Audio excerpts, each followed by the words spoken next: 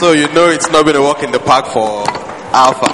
But for JK, I mean, with the way he carries himself, I mean, he can't have any problems, can he? Tell us. At all. Your problems and mine are no different, let me assure you. There are many problems. Many, many problems. I was watching an interview. I think it was Warren Buffett. And they asked him, do you ever have any fears? Sometimes that everything could just go up. The richest man in Ireland, I think, in recent times, last week, has declared bankruptcy. The richest person. But let's come down to our own. There are many problems, so I think I will try and, as the problems get bigger, those small problems become nothing. But I think one that we all share is cash.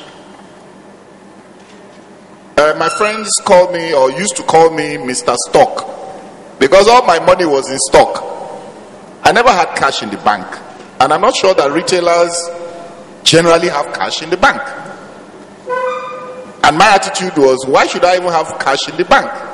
My stock probably appreciates faster than interest on deposit, and I'm likely to get better returns.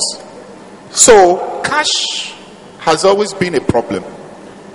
And my attitude is, if you need to buy something, what matters is that you build up your turnover such that you are able to work with your bank to say, you know what, I remember when we started, even as little as an air conditioner, I think my manager came one day and was sweating in my own office. I had air conditioners for the pharmacy, but my own office, we were sweating. It was one of the hot season, and another friend was there. I said, Jimmy, why are you punishing yourself? I said, I don't have money for air conditioner. And my manager said, don't mind him, he has money. Manager, are you sure? He said, you have. I said, I don't have anybody. And this was at the beginning. And she said, she was a lady, and she said, you write your check now. We know how much you pay in every day. And so it's how you are going to pay back. This was before the trend of leases and all. So what I'm getting at is, in the same way you want to buy a car, in the same way you want to pay your children's school fees, you can actually buy what you want in advance based on the turnover. And that's the way to manage the cash issue. Now that's, like I said, is a small one. Then it gets bigger. In my own case, I'm managing, I have little time, so maybe it's going to be difficult. I told you my own idea of the kind of business I wanted to set up.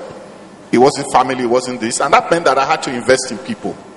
Having taken that decision, I said I was going to make everybody as comfortable as ever. In fact, very quickly, my second pharmacy, because I wanted to open more than one pharmacy, and I said, I'm going to open a second pharmacy.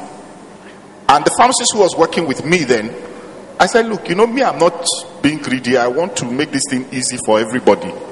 So why not open that place? I will fund because you didn't have money, I will put everything down to fund that place. But you must pay me back that money. And then you begin to collect 50% of the returns in that outlet. I thought I was doing something fantastic. So, open the second outlet, put the pharmacist there. I've spent X amount, bought a car, so that, he's comfortable. But then, the practice started, and the returns were not coming as he expected or as we both expected. So 2-3 years down the line, I thought I'm going to lose this pharmacist. Because he's only earning he was drawing a salary like I was too. But of course I was enjoying the flagship outlet. So I then said, okay, you know what?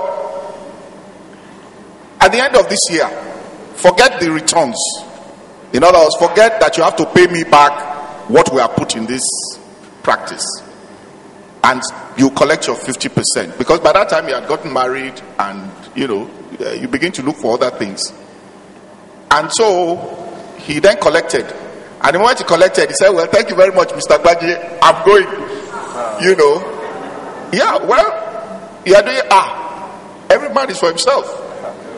So, it's a lesson, and you must begin to learn it. So he took the money, and I think it was something enough for him to start. Of course, I felt a bit cheated that this man didn't put a combo in this thing. He was drawing his salary, and he's moved on. And I said, okay, fine, I've learned a lesson. And so when we're going to open the third outlet, I said, okay, you know what? This time we're going to do it differently. We're going to set up a different company where we're both going to be shareholders. And you will have 50%, I will have 50%. You don't have money, I know. But I will, as the profit from your outlet comes up, you pay back your shares. Fine arrangement. And we did that. And because like I said, at the back of my mind every time, I was going to move on to other things. And I wanted a model that would not tie me down. So we did that. And at that stage, gave him a car from, even though he was using a car that was already in the unit, in the system, which he took away with him, to the new outlet. And somewhere along the line, we then bought new cars for the pharmacists who were working with us. And he came to me and said, you have bought new cars for these people that came after me. Me, you are a shareholder. You are not an employee, you are a shareholder. You have 50% of this business. When you make the money and you want to buy a car, then we buy a car. No, he said he doesn't want that one again. That he doesn't want the 50% again. That I want to be enjoying the same benefits as these people. And what came to me then was I was doing it wrongly. And you must accept that, hey, this is a problem. Because these people are going to tie me down in this place permanently. And so I then called everybody together and said, I'm doing something wrong. And they said, yes. Mr. Agbaje, we are not looking at long-term shareholding. We want to enjoy ourselves now.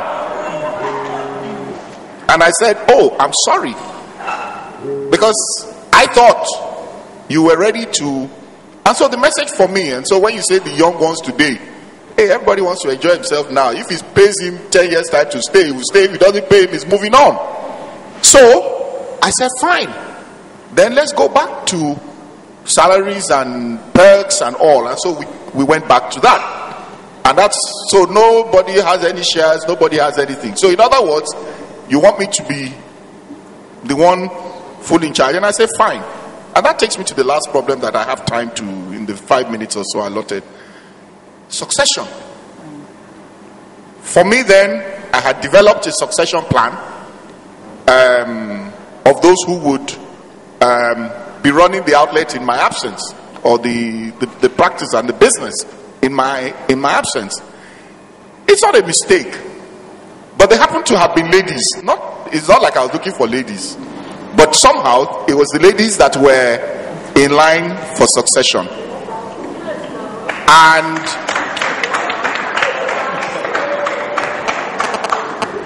I had these two ladies who, for me, I could actually walk away from JK and know that my practice was okay.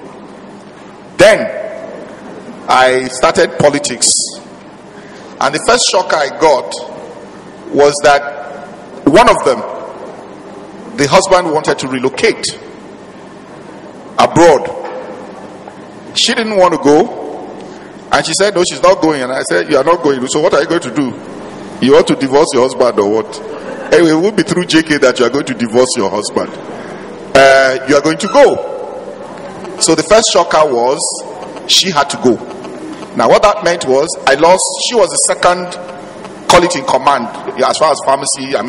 There's administration and all, but in terms of the pharmacy part of it, so she had to go. So we were still okay, no problem. Oh yeah, let's start quickly developing others. Then the more senior, how do I put it? happens to be a pharmacist, married to a pharmacist. And the husband was like, how can two of us be pharmacists? And we cannot set up our own. Again, you had this, I'm not going, I'm going, I'm not going, I'm going. And for me, the family is first. And I think that had been mentioned at different times. Madam, you got to go. Say, but I can't go at this time. You're already in politics. I said, you got to go. Now, so that meant that in 2000, elections were 2007. In 2006, I had already started a process of politics I couldn't withdraw from. I had my entire business in the hands of relatively younger colleagues. I had the benefit of having one or two people in administration who had, who at least were there. But the core, because what sells the practice, what sells a Health Plus, what sells an Alpha, what sells a JK, is that core professional practice. That core was now being hit very badly. But there was no looking back. If I said I wasn't doing it again, there are people that will say you must be mad, So that was a real problem that I saw, and I couldn't do anything about. And so I had to leave it to much younger people, in the practice to run. The issue of values, the issue of confidence, the issue of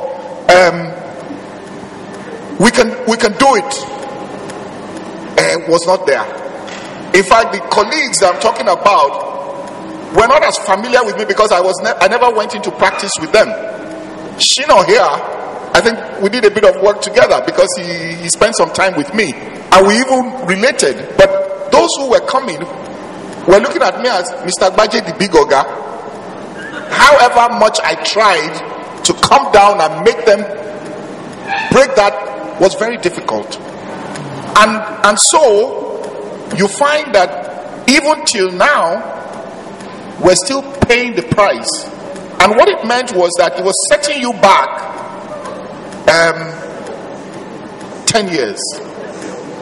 10 years. But then it's a problem that has to be addressed, and it's being addressed. And so what we're saying is in expanding, you must have a 1, a 2, and probably a 3, so that if one drops, second drops, there must be a third one. But it's all part of it. And that's something, I think it's a message that I think I would give to you based on my own experience. Like I said, there are many small problems, but they are no longer problems because I have bigger problems to resolve. Okay? Thank you very much. Thank you, Mr. Agbaje.